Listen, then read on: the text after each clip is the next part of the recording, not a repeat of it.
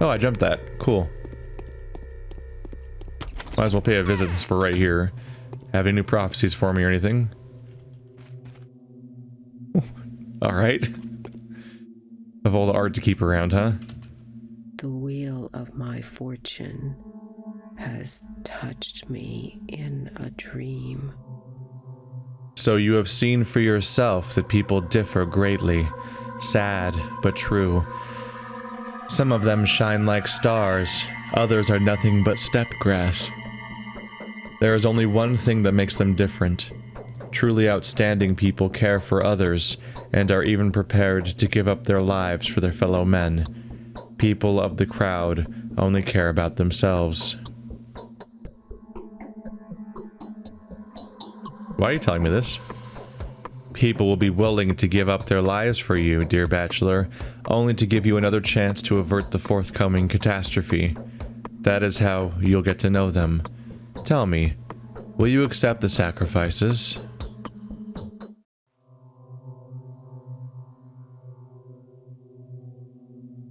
I'll wait, see, and act appropriately.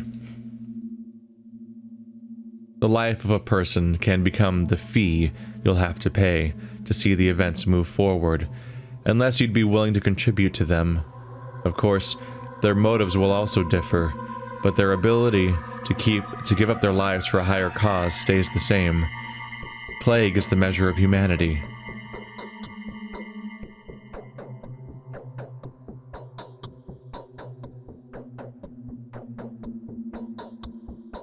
Let them risk their lives. It's every person's right. But I don't want anyone to do it in my name.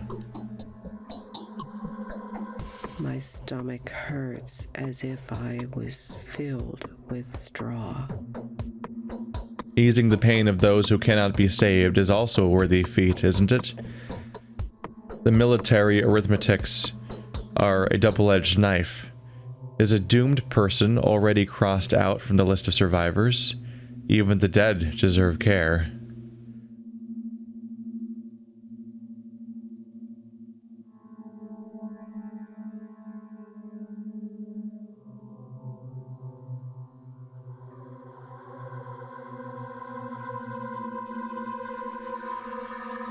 Military arithmetics are the only way of caring. Is only a different way of caring for the living. You can't save everyone. It is smarter to make yourself busy with helping those who can still be saved. It's not a good idea to try to take away from the living for the sake of the dead, but perhaps you should share a part of yourself with them. It will pay back in spades. He who helps the dying pass on painlessly is sparing the world unnecessary suffering. We respect that here. Being considerate may even help you atone for murder. I think she's just overtly talking about the reputation meter right now.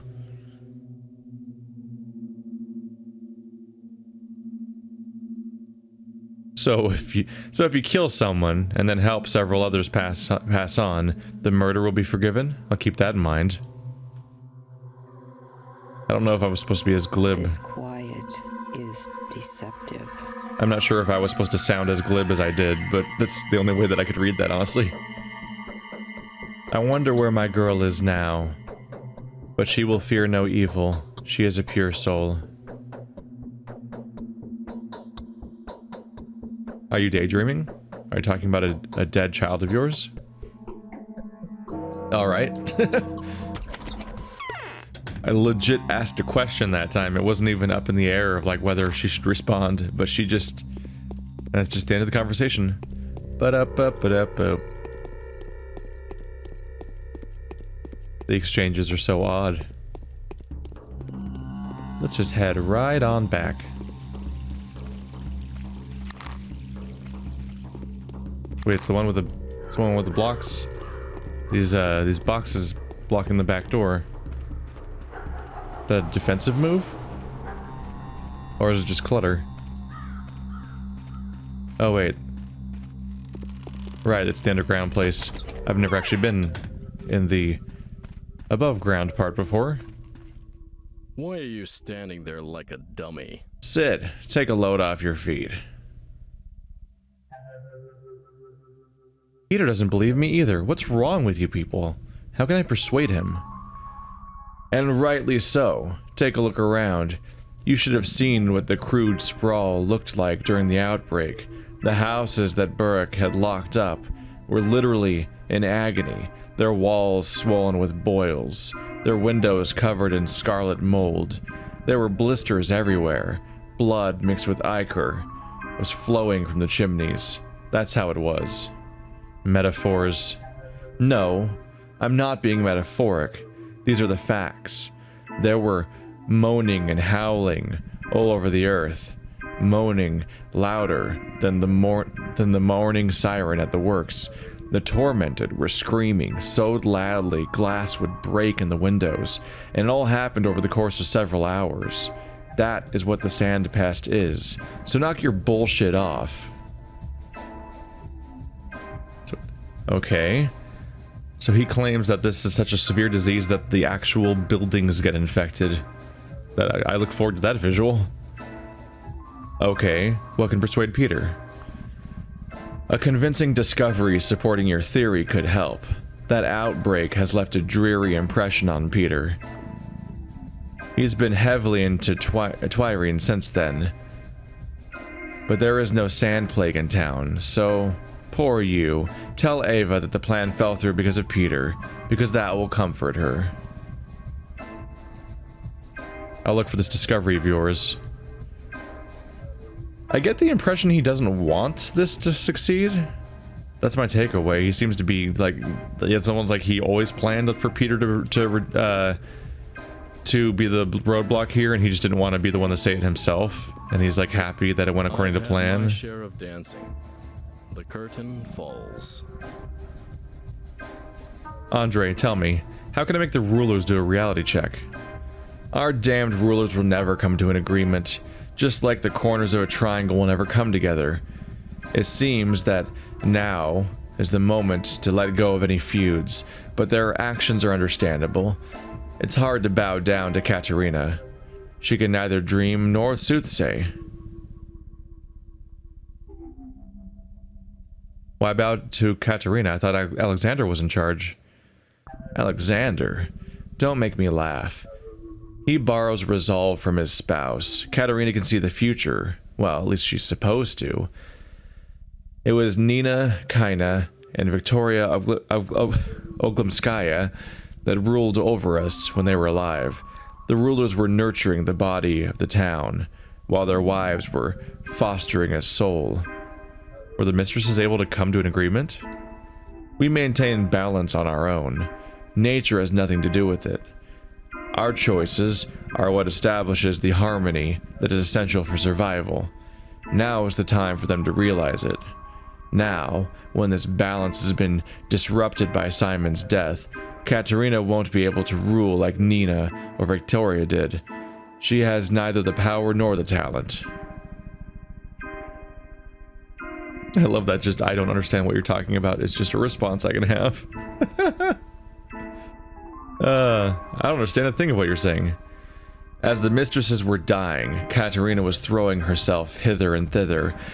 Unable to choose a role, she tried to be Nina, and she tried to be Victoria, but neither light nor darkness have worked out for her. She sucks at both.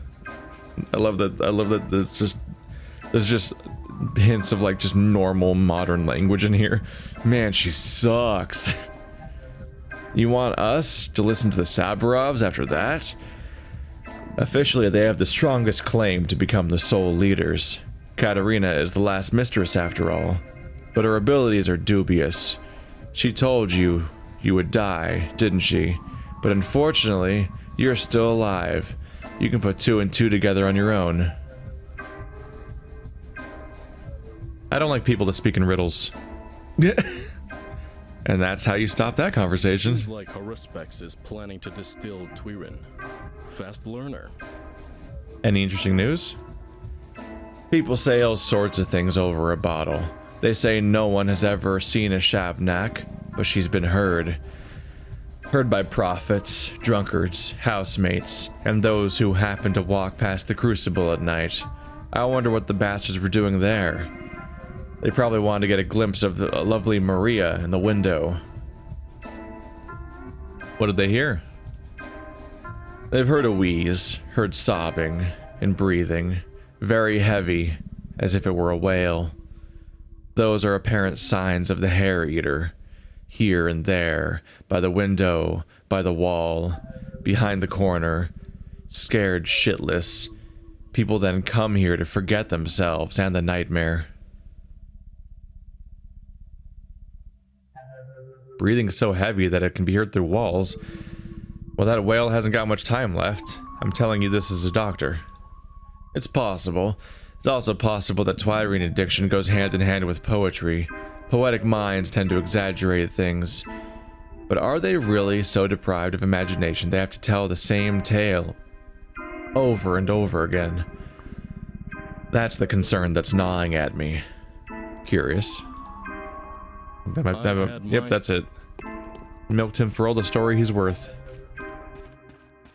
But people keep talking about some kind of monster or creature that's around that breathes so heavily you can hear it through walls. Hey, drunk man. I haven't talked to you recently, have I?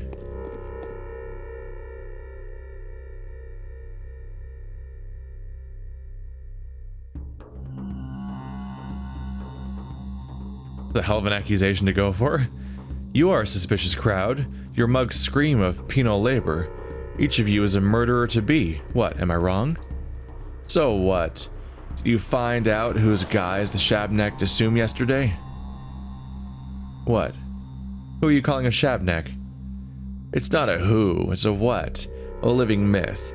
The steppe people believe that a Shabneck is not human at all, but rather a wandering soul, a state of evil.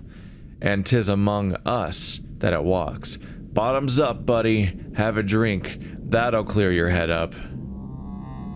I am absolutely amazed that you people can believe in things like this while simultaneously having the capability to use a railroad. And what's wrong with that, eh? Life's a complicated matter. It can't be cataloged. You think we're all savages here, making a fuss about a fairy tale? That's exactly what I think, yes. We're breathing steppe here. Oh, the vapors that evaporate from it. The steppe is wiser. No railroad can conceal it.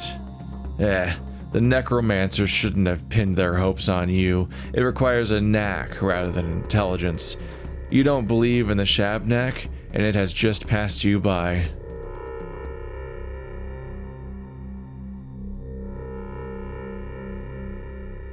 Yeah, the air here is unhealthy. My eyes are about to burst from the fragrance.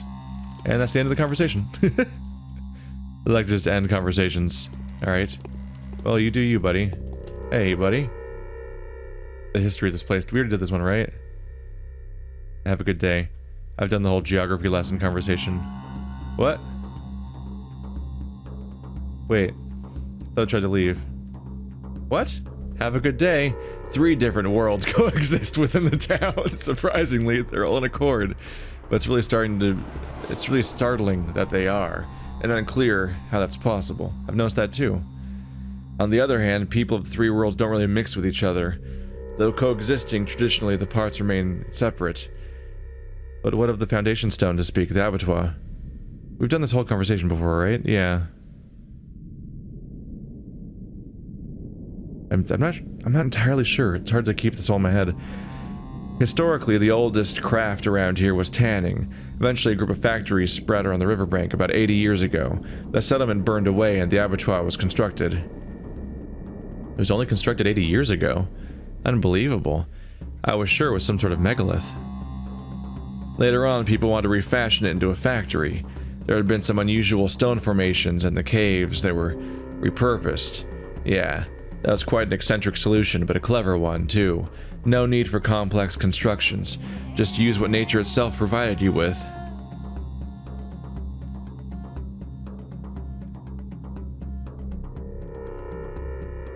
Wow, it seems the love for absurd structures is a far more ancient trend in this country than I could have ever imagined.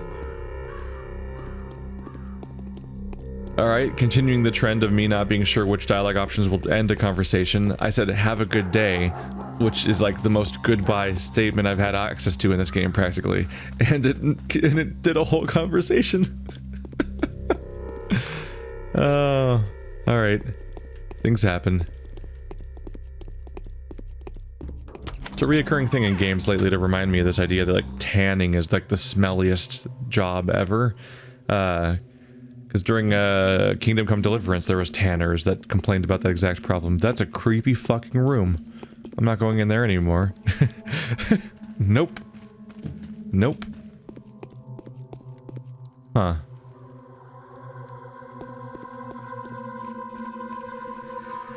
Whose child was crying there? Oh, that is really too much. Who the hell are you? Why have you donned this dreadful outfit? Oh, that's not very nice. It's not very nice at all. I forgot to read the description of the architect, didn't I? Oh well. Maybe next time. Peter Stamatin's take on her. The poor thing lost her voice. I sympathize with her because she keeps her chin up, and I hate whiners. I've thoroughly convinced that she's paying the price for someone else's sin. A haunting visitor eager to rip out her soul is coming after her any day now. At least that's what she thinks. A lesser person wouldn't have managed to endure such torture. Yulia Lyurisheva's take. Anna affects to be suffering, but her hypocrisy is all too easy to see through.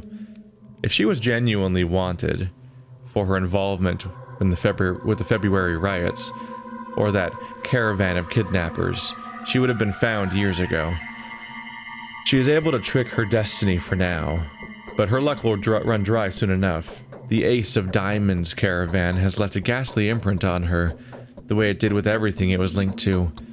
Yet the nature of the link between the caravan and Anna remains a mystery.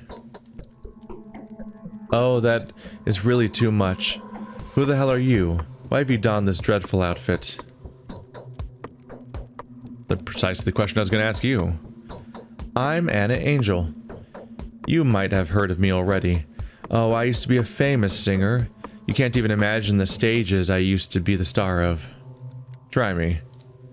Well, I used to play on tour mostly. Yes, they could have forgotten me in the capital by now, but that's not important now anyway. I will probably die today. You see what happened? Oh, there's already flags raising in my head right now. I've met someone like this before that, like, opens with a boast and a tragedy and a bunch of, like, dramatic claims, like, so rapidly that, like, it's hard not to think she's lying. Like, it's just somebody who likes to make grand tales about themselves. She might not be a singer at all. Or she might just be dramatic. I see that everything's fine. Feels good to be the most prudent person in town. So what do you think? Is it unstoppable? I've started saving up pills. Tell me which ones work better. Are you daft? Do you really think that pills help with every disease? And that's the end of that conversation. Life is hard. I've come on Saburov's behalf. Real proof is required for the rulers to devolve their powers to him and begin cooperating. And you know where to find it, don't you? Incidentally, are you aware that no one believes you? Seems like Saburov, the despot, was the only significant person to have sided with you.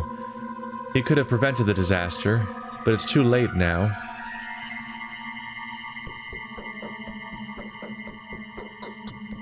And why the hell doesn't anyone believe me, I wonder? Yesterday they were all very busy harping on about my educated opinion being the ultimate truth to them. Oh, it's all such a mess. We've been living a very quiet life for a while. We're not used to a lot of people were killed yesterday, you know? I still can't believe it. It's like a pagan demon had passed through the town, possessing the crowd, committing foul murder, and somehow remaining invisible. So what was it you wanted to tell me? Disturbing rumors were heard from different districts all night, mostly inconsequential, and mostly driven by everyone's fear of the man-eater and the mob's crazed vigilantism. It's all rubbish. but I've found several reports disconcerting. Which ones? They were brought to me by second-hand dealers. I've started saving up medicine, you know. Never mind. Anyway, everyone's noticed an unusual silence and occasional strange animal behavior, especially that of dogs. And there were packs of rats, too. The hunchback said that such things are often left unnoticed in the general panic.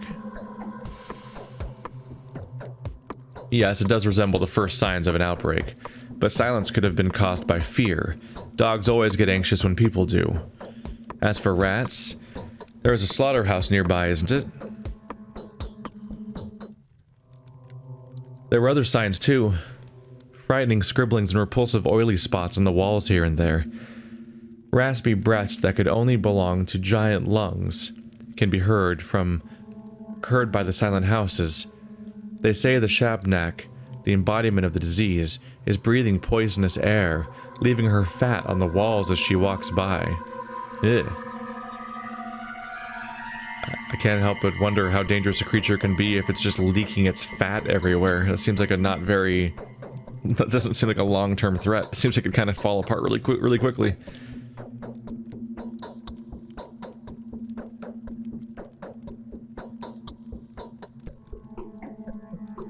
What am I supposed to do? Break into every house that a rat runs by? Especially considering the rulers refuse to provide me with aids. The children know which houses are infected. There were 3 of them. 4 tops. You know what? Talk to Capella, the young Oglimskaya. Children are drawn to her like moths to a flame. They tend to hang around everywhere and report everything to her. She's at the lump now. And tell her I will share my pills with the children.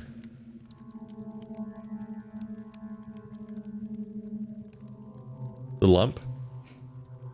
That's what the Oglibski's mansion's called. A large house on the riverbank. The most eye-catching building in the Gut District. It's on the southern bank of the Knots. I'll show you on the map. Thanks. Right down there, where we were before. I usually ask questions about things I already know about because I'm actually just looking to have other perspectives and more information, which doesn't always happen. Is Haruspix planning to get rich? Now I just default to that over and over again now. Are you daft? That's my only response I can have to her now. Capella knows everything that the fidgety children stumble upon, and they seem to have stumbled upon something disturbing. That's quite the line. Excuse me.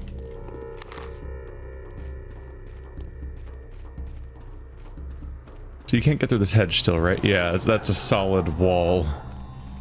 Oops. Easy to get trapped in it too. It feels like you're walking through a fence. I mean, it feels like you're just walking through some brush and it's not going to be in your way at all. And it turns out to be a hyper obstructive physical, like, wooden fence. Probably tried to open those earlier because I'm literally backtracking across the same path over and over again. Where are the dogs at? Seriously, where are they? Let me see them. I can't walk when your inventory's open? Oh. There goes the reflex to be able to, like, be casually walking down the street and check your clock while you're at it. Ah, yes, it is plague o'clock. Everything's still fucked. They call this house the Lump.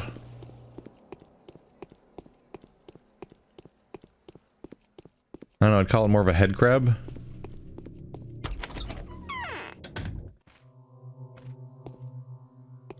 Hi. Guests are always welcome here. Well, there she is. Capella. Maria's take on her. Oh, I admire Capella. Khan and she hold absolute power over the minds of the children. However, my surly brother is indelicate and spiteful, while Capella is smart and gentle.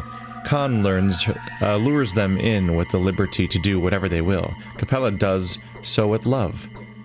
I'd be glad to see her become the White Mistress. Glad the younger's take. Capella is to the children what Maria is to us. Wherever she appears, children go crazy, as if they were given an adrenaline shot straight to the heart. The only thing that confuses me is the promises of a new life that she tries to hammer into their heads. She claims to be a priestess, but what gave her the right? Her mother's blood? No. She will not grow to be a mistress. Look at all this! If only my dear mother was alive, she'd take the reins of power in her hands. Even father would listen to her. But who is to take care of us now? Not Katerina. That's for sure. The mistress is too exhausted. Your mother? What was she? You don't know? My mother was Mistress Victoria. I was named after her. If only I had gotten her power along with her name. No one would be trying to crawl underground out of fear now. People cling to Simon so much because they've forgotten what true protection is like. You're named after Victoria, but your name's Capella. Was her name Capella Victoria? Was that her name? Full name? Or was her name Victoria Capella? Well, that'd be weird to say that you're named after her if you just mean your last name, though. Why don't you believe in Katerina's power? Katerina is scared, like a child herself. And I also think she's being tricked. Yes, her prophecies come true, just like it's always been. But they are becoming more and more noisy. Every word she utters comes across as a metaphor. Yeah, where have I seen that before? Ha! Too bad I didn't know your mother. Yes, she had waves of warmth and power emanating from her. She held the whole town in her grasp, like a giant bird protecting her fledglings. Not a single demon could invade our little community. I remember those happy times.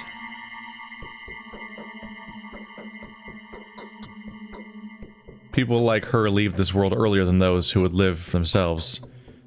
I feel a current in my veins. Bachelor Tankovsky, the founder of Thanatica. An unexpected visit.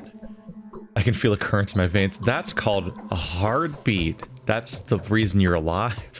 And hopefully not unpleasant. Oh, and then the conversation's over. Okay. It's the Victoria, I same need your hour. help. But of course. How can I help you?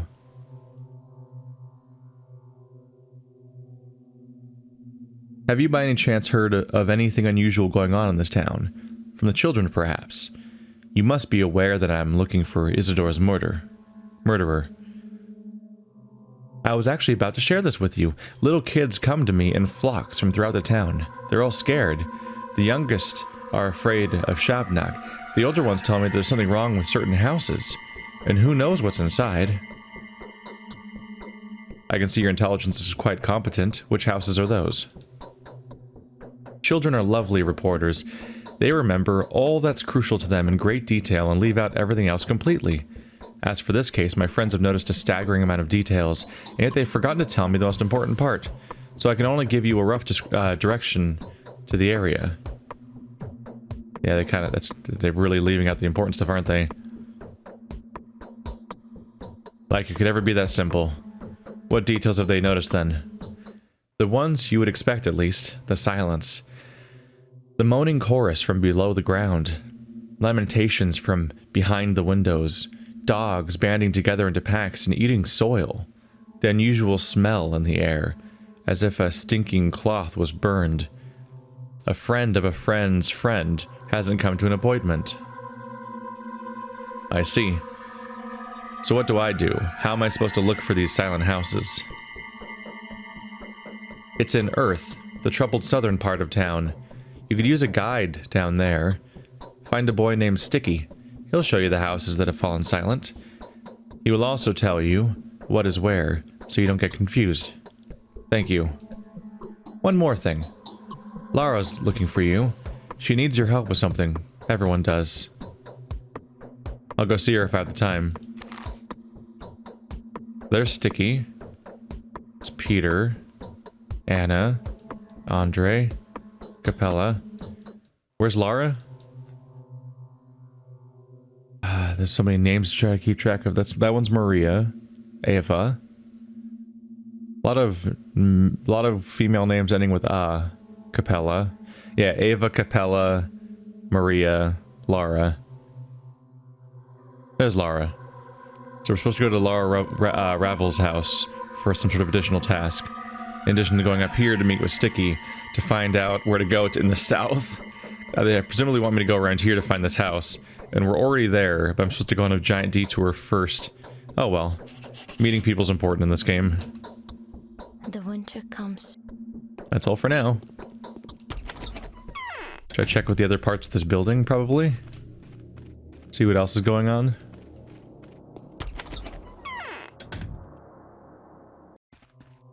I remember this house.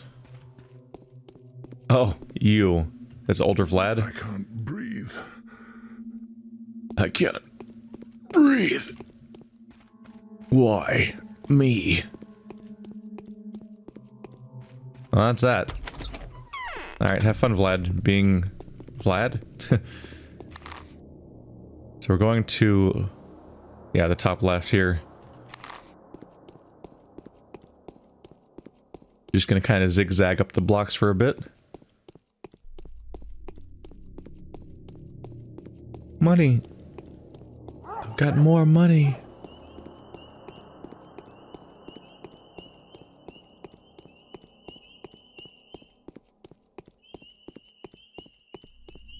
Due to the vague implications of horror or something being this game, I just turn every corner expecting something nasty to be coming my way. Even though there's no evidence for that during the day so far. That'll probably change.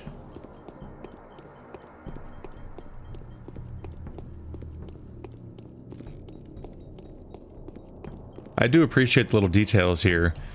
Like it makes sense in universe. It's rough to get no warning from anybody about it, but yeah, it's a noteworthy detail that like everyone finds out that there's, oh, is there a plague happening maybe? I don't know. Time to panic and buy any resources we can before they all disappear. It's like that's a reasonable thing that would happen. And because everyone's trying to buy up all the resources, they all go up in price because the shopkeepers see a chance to profit, or even not even necessarily selfishly profit, but even like self-preserve, because grabbing any resources you can, in this case money, can all affect your chances of survival in the future.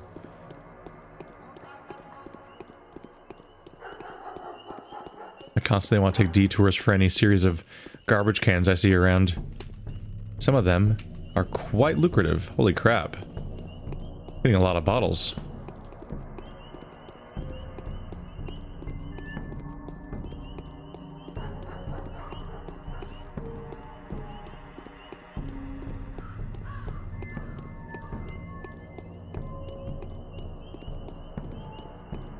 I really like the soundtrack.